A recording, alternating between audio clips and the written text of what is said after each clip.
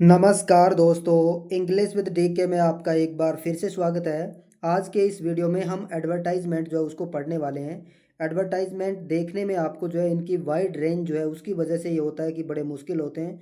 सबसे आसान टॉपिकों में से एक एडवर्टाइजमेंट होते हैं। तो आज के इस वीडियो में हम इसको बहुत ही सरल तरीके से और मैं आपको इस वीडियो के अंदर जो है ये भी बताने वाला हूँ कि आप किस प्रकार से सारे के सारे एडवर्टाइजमेंट जो है उनको एक ही प्रकार से जो है वो समझ करके लिख सकते हैं। तो हम इसमें सीखेंगे, इसमें समझेंगे कि किस प्रकार से हमारे एडवर्टाइजमेंट लिखे जाते हैं। सबसे पहले हम बात करें तो परीक्षा में ज़्यादातर इन्हीं में से जो है वो आपके एडवर्टाइजमेंट आते हैं। मैट्रिमोनियल जो है उसके अंदर आपको वर चाहिए या वधू चाहिए। बेसिकली इसमें कुछ नहीं होता है, इसके अंदर जो है आपको उस पर्टिकुलर पर्सन जो है उसकी क्वालिटीज़ को दर्शाना होता है। उसके अंदर उसके उसने कौन सा कोई कोर्स किया हुआ है, उनके कद क्या है, रंग रूप के बारे में लिखा जाता है। उसके बाद में आपको कोई सेल करना है, मान लीजिए कि आपको कोई बाइक बेचनी है, अब कार बेचनी है, घर बेचना है, तो उनकी जो भी फीचर्स होते हैं उनको लिखना होता है। बस जाहिर सी बात है। अपॉइंटमेंट के अंदर ये होता है कि मान लीजिए आपको नौकरी चाहिए, तो आप जो है वो एक पेपर के अंदर एडवर्टाइजमेंट दे रहे हैं कि मैं वेल क्वालिफाइड जो है वो एक इंजीनियर हूँ और मुझे जो है ये काम चाहिए, इतनी मुझे सैलरी चाहिए, तो वो लिख सकते हैं। और आपको मान लीजिए कि आप कोई फर्म चलाते हैं, कोई ऑफिस में काम करते हैं, आप कोई मैनेजर हैं, तो आपको कोई एम्प्लॉय चाहिए, तो आप उसके बारे में डिटेल दे सकते हैं, मुझे इस प्रकार का कोई चाहिए। अकोमोडेशन जो है उसके अंदर जो है वो सिचुएशंस आपकी जो है जगह वगैरह की बात होती है, खाली जगह लेट टू लेट वाले आते हैं इसमें। फाउंड और लॉस्ट, कोई चीज़ आपकी खो गई है तो आप जो है दे सकते हैं कि मेरा ऐसे ऐसे कलर का बैग था, उसके अंदर ये चीज़ें थी, सामग्री थी, किसी को मिले तो पूछा देना। और यदि आपको कुछ मिलता है तो भी आप उसका इसी प्रकार से लिख सकते हैं। ट्रेव एंड टूर ट्रेवल और टूर का भी इसी प्रकार से लिखा जाता है। तो बहुत ही सरल तरीके से जो है मैं आपको बताने वाला हूँ। पर्सन का उपयोग कैसे किया जाता है वो हम सीखने वाले हैं। तो चलिए पर्सन का उपयोग करते हुए आज जो है हम सिचुएशन वेकेंट का सबसे पहले देखते हैं कि सिचुएशन वेकेंट का काफ़ी बार परीक्षा में आता है। तो सबसे पहले आपको सिचुएशन वेकेंट में क्या करना है, पर्सन जो है उसको बहुत ही सावधानीपूर्वक देखना है।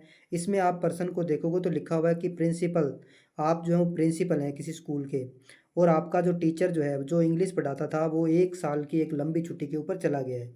तो इसलिए आपको गेस्ट फैकल्टी के ऊपर जो है, देखो आपको एक टीचर, एक लेक्चरर की आवश्यकता है जो गेस्ट फैकल्टी के ऊपर 1 साल के लिए आपको रखना है। He must be M A. अब देखो यहाँ पर इसकी क्वालिटीज़ दे रखी है, आपको क्या करना है, कुछ नहीं करना है, इसमें से देख करके ही लिखना है कि अब देखो जो टीचर आप जो हायर कर रहे हैं उसके उसको जो है वो एम ए होना चाहिए, बी एड तो होना ही होना चाहिए, और 5 साल का, कम से कम 5 साल का एक्सपीरियंस होना चाहिए। और आप जो है उसको 30,000 रुपये पर मंथ देने वाले हैं। और आप उनका जो है वो एडवर्टाइजमेंट का इंटरव्यू के थ्रू जो है आप उनको लेंगे। यानी आप किसी एक पर्टिकुलर तारीख को जो है उसका इंटरव्यू हेल्ड करेंगे और वो इंटरव्यू जो है उसके अंदर आप सिलेक्ट करेंगे। तो अब देखो इस पर्सन का उपयोग करते हुए हम कैसे सरल तरीके से जो है वो एडवर्टाइजमेंट लिख सकते हैं। तो सबसे पहली बात है कि सिचुएशन वेकेंट है, तो आप जो है वो एक बॉक्स बनाएंगे और उस बॉक्स में ऊपर जो है वो सिचुएशन वेकेंट जो है वो नाम लिख देंगे, बिल्कुल सेंटर में। सुंदर बनाने का प्रयास आपको इसमें करना होता है। उसके बाद में सीधा लिखा हुआ है वांटेड। आपको चाहिए क्या चाहिए भी, आपको एक इंग्लिश का लेक्चरर चाहिए। और आपको क्या चाहिए, a English lecturer as a guest faculty for 1 year, 1 साल के लिए आपको चाहिए, फॉर आवर स्कूल, हमारे स्कूल के लिए। उसके बाद में जो है आपको लिखा हुआ है द कैंडिडेट मस्ट बी। तो कैंडिडेट क्या होना चाहिए भी, एम ए बी एड होना चाहिए। इसके साथ साथ जो है 5 ईयर जो है उसका एक्सपीरियंस होना चाहिए। सैलरी नेगोशिएबल लिखा हुआ है यहाँ पर। देखो आपका जो है उसमें तो इस पर्सन में सैलरी दे रखी है, मान लीजिए कि आपका कोई ऐसा पर्सन हो जिसमें सैलरी नहीं दे रखी हो, तो आप जो है लिख सकते हैं सैलरी नेगोशिएबल। यानी उस व्यक्ति को देख करके जो डिसाइड किया जाएगा कितनी सैलरी देंगे। लेकिन आपकी इस पर्सन में दे रखा है तो हम लिखेंगे कि सैलरी 30,000 पर मंथ। अब इसमें जो है वो लास्ट डेट फॉर अप्लीकेशन लिखा है। मान लीजिए कि वो आप अप्लीकेशन के थ्रू जो है वो वैकेंसी को फिल कर रहे हैं, तो यहाँ पर जो लास्ट डेट अप्लीकेशन की लिखी हुई है।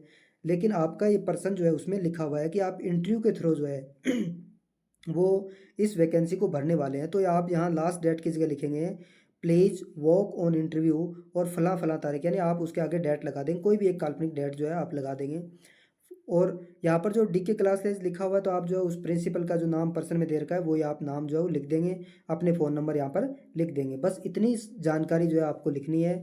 और इतनी जानकारी के साथ ही आपका ये जो सिचुएशन वेकेंट का जो है वो पूरा हो जाएगा। तो पिछले पर्सन में हमने जो है वो सिचुएशन वेकेंट का जो है वो लिखा था, और इस पर्सन के माध्यम से हम जो है वो सिचुएशन वांटेड, यानी आपने कोई कोर्स कर रखा है और आपको जॉब चाहिए, तो वो किसी अखबार जो है उसके कॉलम में हमें लिखना है।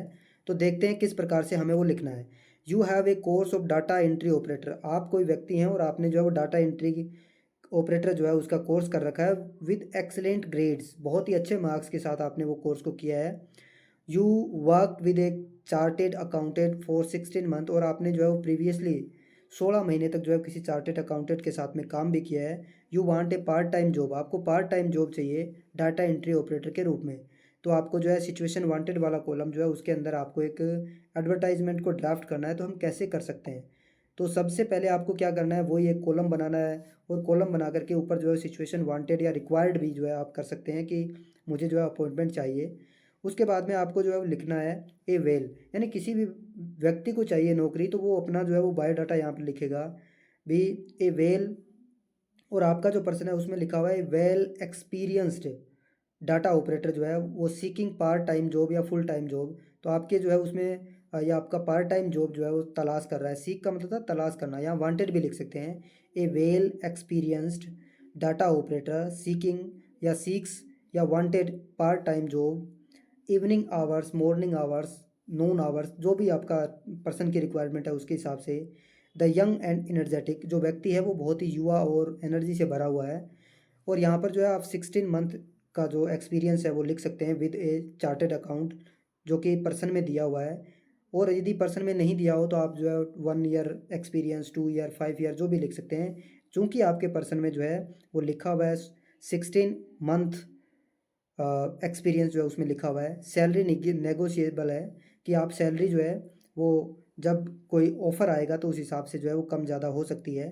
प्लीज़ कॉन्टैक्ट जो है वो डीके क्लासेस बादल, या जो भी उस व्यक्ति का जो नाम है वो उसको कोई भी एक एड्रेस के थ्रू जो है आप उसको कांटेक्ट कर सकते हैं। बस ये इसमें इतना ही होता है, ज़्यादा कुछ आपको लिखने की आवश्यकता नहीं होती है, बहुत ही सरल होता है, केवल समझने की आवश्यकता है। ज़्यादा जोर आपको जो है वो इसको समझने पर देना चाहिए, न कि बार बार जो है वो इसको रट्टा मारने पे ज़्यादा जोर आपको नहीं देना चाहिए। तो इसके साथ ही इस वीडियो को समाप्त करते हैं, मिलते हैं किसी नेक्स्ट वीडियो में, तब तक के लिए धन्यवाद, बाय।